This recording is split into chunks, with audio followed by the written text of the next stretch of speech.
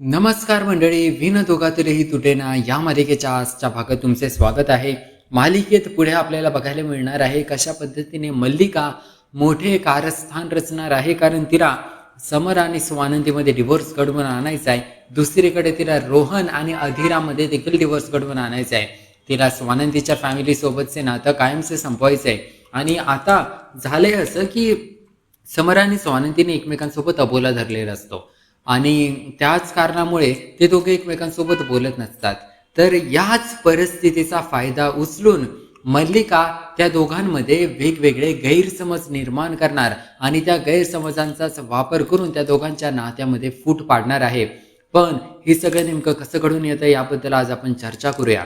सगळ्यात आधी मालिकेत आपल्याला असं बघायला मिळालं की अधीरा आणि रोहन जे आहेत ते पुन्हा त्यांच्या घरी गेले. रोहन रात्रीच्या टाइमला त्यांच्या घरी आला होता.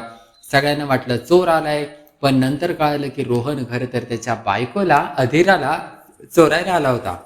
त्यानंतर त्या दोघांनी एकमेकांना मिठी मारली, एकमेकांना सॉरी बोललं. मग रोहन अधीराला घेऊन परत घरी आला. दुसरीकडे मंदाकिनीला मल्लिकाने कॉल करून सांगितलं होतं की तुमचा मुलगा आमच्या घरी चोरी करायला आलाय, तो लवकरच पोलिसात जाणार आहे. यामुळे मल्लिकाच्या पायाखालची जमीन सरकलेली असते. ती स्वानंदीच्या बाबांकडे बोलत असते, आपल्या रोहनवर अशी काय वेळ आली की तो चोरी करायला गेला, काय झालं असेल नेमकं, अधीराने तर त्याची वाट लावली असेल, असं सगळं मंदाकिनी बोलायला लागते. पण नंतर रोहन जो आहे तो अधीराला घेऊन घरी येतो.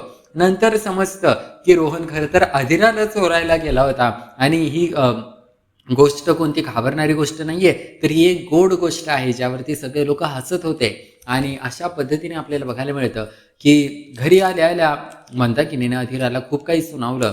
बोलले की काय केलं तुझ्या घरच्यांनी, माझ्या रोहनला किती त्रास दिला असेल, चोर चोर म्हणले असतील. पण नाही, अधीराचं उलट अधीरा आणि सगळे घरचे तर हसत होते आणि सगळं मस्त माहोल झाला होता जेव्हा त्यांना कळलं की रोहन अधीराला चोरायला आलाय. कारण ही किती गोड गोष्ट आहे की नवरा त्याच्या बायकोला चोरायला आलाय, कारण त्याला राहवत नाहीये त्याच्या बायकोशिवाय. मग आपल्याला बघायला मिळतं की असं वाटतं की सगळं काही नीट झालंय, पण गोष्टी नीट झालेले नसतात. मल्लिका एका बाजूला खूप नाराज होती, कारण तिने बरंच काही कारस्थान तयार केलं होतं अंशुमनसोबत मिळून की आपण काय करायचं. अधीरा आता आपल्या घरी आली आहे, माहेरी आली आहे, तर तिला परत सासरी जाऊन द्यायचं नाही, तिच्या आणि रोहनच्या नात्यामध्ये फूट पाडायची. पण तसं काही झालं नाही. या कारणामुळे मल्लिका नाराज असते. पण ही नाराजगी जास्त वेळ टिकणारी नसते. सकाळ सकाळी जेव्हा अधीरा उठते तेव्हा पुन्हा अधीरा आणि मंदाकिनीचं भांडण होतं. काय होतं की मंदाकिनी जी आहे ती मुद्दाम अधीराला डिवचण्यासाठी काही ना काही बोलत असते. मंदाकिनी किचनमध्ये काम करते तेव्हा अधीरा बोलते, काय मॉम, काय चाललंय तुमचं, तुम्ही मला का बोलता सारखं सारखं.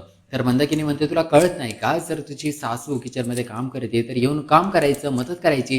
पण बरोबर आहे, तुला मदत करायचं कसं काय सुचणार आहे, कारण तुझी सासू सारखं तुला तर काही जेवण वगैरे बनवायलाच येत नाही.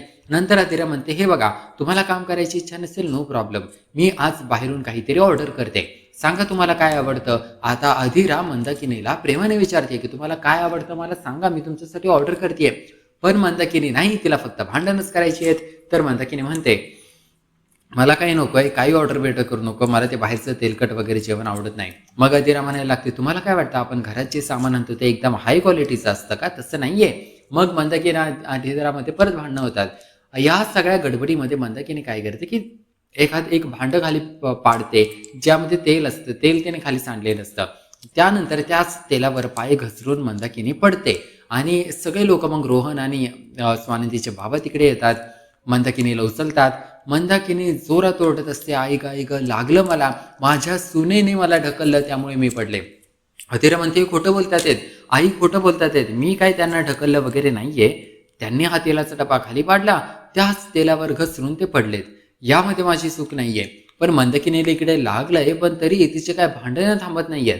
ती फक्त आता हा मौका, हा चान्स वापरतीये अधीराला नावं ठेवण्यासाठी की अधीराने मला ढकललंय त्यामुळे मी पडलीये. अशा पद्धतीने आपल्याला बघायला मिळतं की अधीराला या सगळ्या गोष्टीचा खूप त्रास होतो, ती संतापते.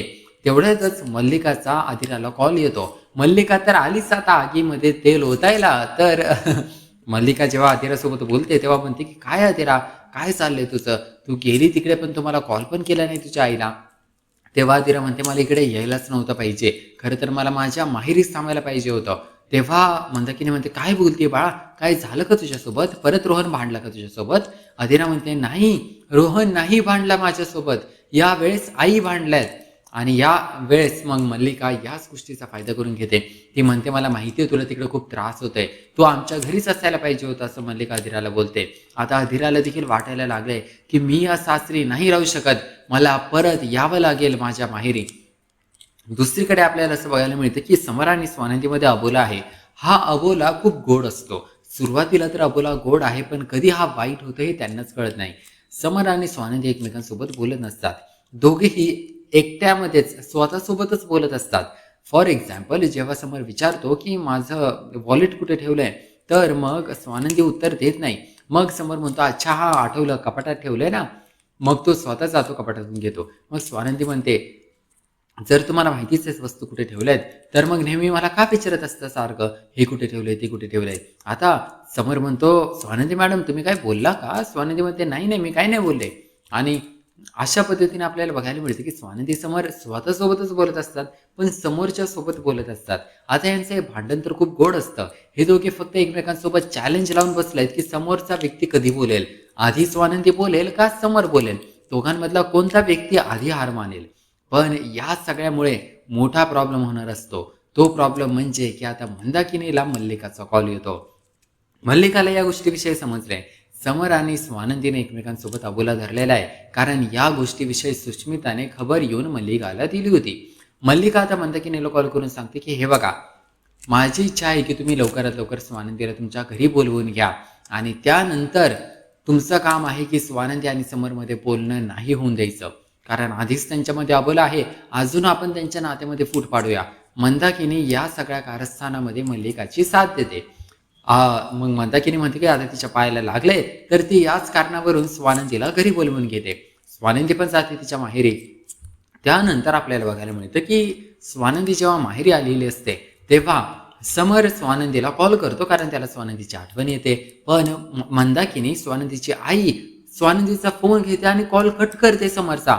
समरला आश्चर्य होतो की स्वानंदी मॅडम असं कॉल कट कसं करू शकतात. स्वानंदीला नंतर आठवण येते समरची. स्वानंदी स्वतः तिच्या फोनवरून समरला कॉल करते, पण मल्लिकाने लपून चोरून समरचा फोन घेतलेला असतो आणि ती स्वानंदीचा कॉल कट करते. अशा पद्धतीने मंदाकिनी आणि मल्लिका मिळून दोघांच्या नात्यामध्ये फूट पाडण्याचा प्रयत्न करत आहेत. अंशुमनने तुम्हाला माहितीच असेल की चॅलेंज दिलेलं आहे स्वानंदीला, पुढच्या 6 महिन्यामध्ये नाही ना तुमचा डिवोर्स घडवून आणला, तर माझं नाव अंशुमन नाही, असं अंशुमन बोललाय. तर आता हे बघणं इंटरेस्टिंग ठरणार आहे की या सगळ्यामध्ये यांचं कारस्थान जिंकतंय की समर आणि स्वानंदीचं प्रेम जिंकतंय. खऱ्या आयुष्यामध्ये म्हणायचं गेलं तर खऱ्या आयुष्यामध्ये प्रेम जिंकत नाही. खऱ्या आयुष्यामध्ये मी जेवढं पाहिलंय, शक्यतो कारस्थानी लोक जिंकतात, प्रेम तर जिंकत नाही. पण मालिका आहे ही, आणि मालिकेत नेमकं आपल्याला काय दाखवतात ते बघणं इंटरेस्टिंग ठरणार आहे. या सगळ्यावर तुमचे काय मत आहे नक्की मला कॉमेंट करून सांगा या व्हिडिओ खाली. आपल्या यूट्यूब चॅनलला लगेच सबस्क्राईब करा असेच रेग्युलर मालिकांच्या अपडेट्स मिळवण्याकरिता. आपण भेटूया मालिकेच्या पुढील भागात. पाहूया मालिकेत नवनवीन अजून नेमकं काय काय घडतंय ते.